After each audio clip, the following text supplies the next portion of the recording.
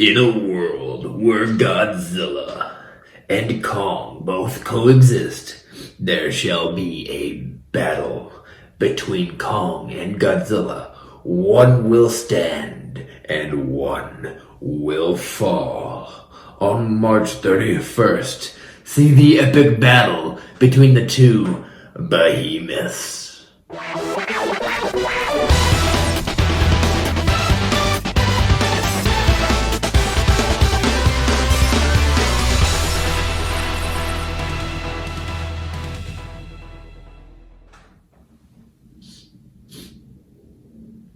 Hey you guys, what's up? This is Brandon and this is my review of Godzilla vs. Kong. Now I was super excited for this. Been waiting for this for a long time. This is years in the making. The last time we seen Godzilla vs. Kong, I believe, was in like the 1960s or something like that.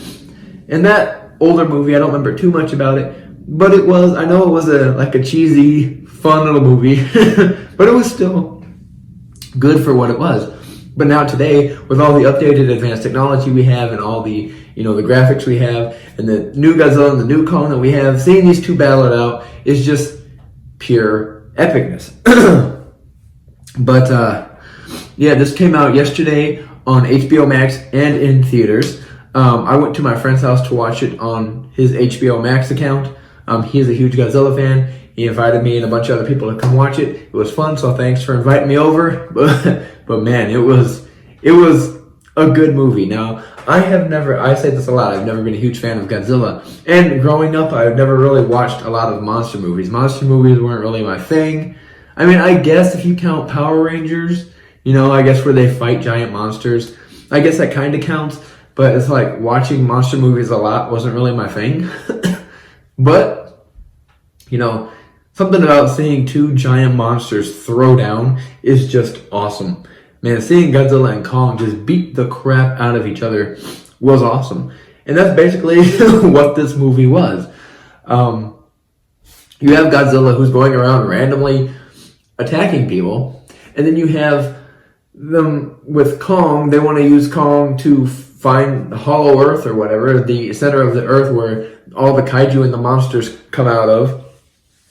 And it ends up with Godzilla and Kong fighting.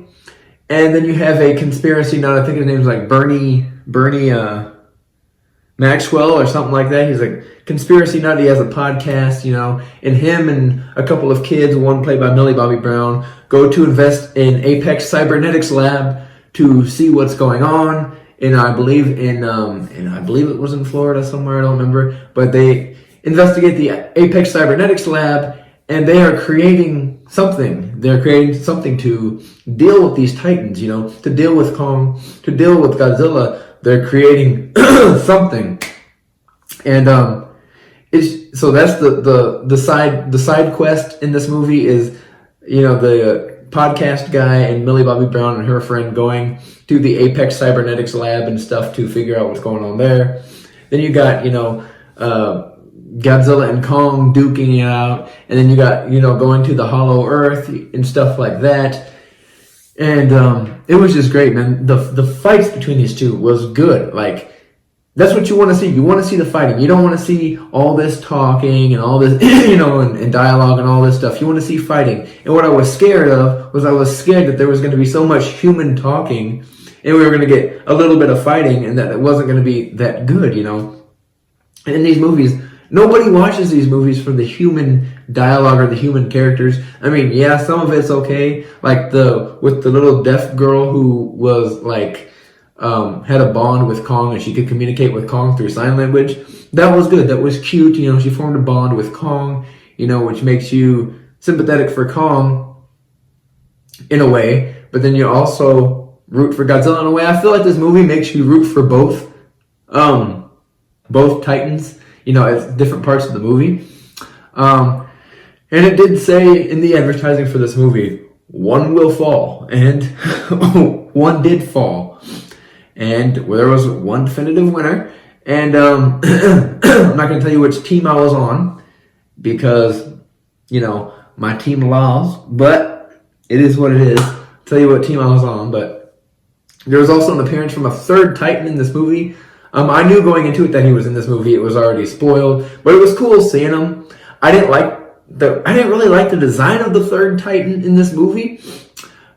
I feel like it could have been better, but the fight between Godzilla and this third Titan that wasn't Kong was my favorite part of the movie. They were just beating the holy crap out of each other. I thought it was cool. I don't want to give too much away about this. So the plot was nice. Like the last about hour of this movie, maybe 45 minutes was just nonstop action, man. And that's what you want to see. That's what you want to see. And you could see the fights well. In the previous movies, it was always raining or nighttime or foggy, and you couldn't see the stuff well. In this movie, you could see it well. And then, they had like a fight in the beginning and a fight towards the end, which was awesome. The fight towards the end was the best. And yeah, I wasn't really super sold on the Monsterverse or these movies. Before this one came out, I was like, oh, okay, they're cool. But this one, I was like, damn, okay, they got to make more. They got to make like a Godzilla versus a Destroyer in this universe would be awesome. Or Godzilla versus a Biollante in this universe would be awesome. Or, or Godzilla versus King Ghidorah or Mecha King Ghidorah in this universe would be awesome. Or just make something new up. I mean, I don't know the whole logistics and what Toho, if they gave the license to Legendary for a while to use their intellectual property for Godzilla. I don't know if it's over now, what's going on, how that works, but I do hope they can make more movies and, make up new characters, make up different monsters for Godzilla to fight, We have all the old ones. Yeah, you can use some of the old ones, but also make new stuff. And I hope there is new monsters that fight Godzilla in the future. With this legendary Godzilla. I like the look of this Godzilla. I like the look of the legendary Godzilla. I think it's very cool.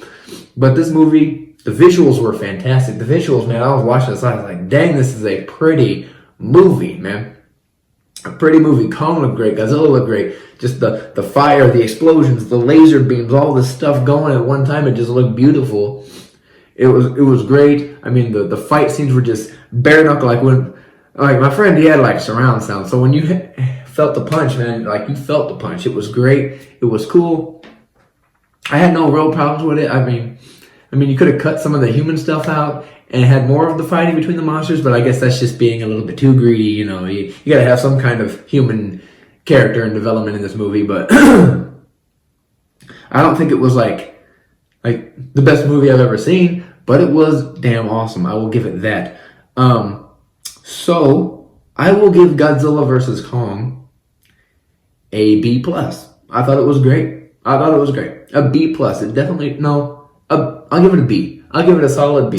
I think it deserves a B.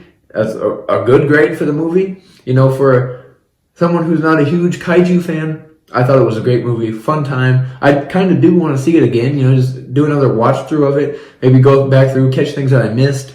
Now that I know what to expect in the movie, catch things that I missed. I kind of want to go back and watch all the Monsterverse movies, starting with Godzilla 2014, Kong Skull Island, Godzilla King of the Monsters, and then Godzilla vs. Kong. I think that would be fun to do. But yeah, so I give Godzilla vs. Kong a B. If you've seen Godzilla vs. Kong, let me know your thoughts on it in the comment section below. This is Brandon. Thanks for watching.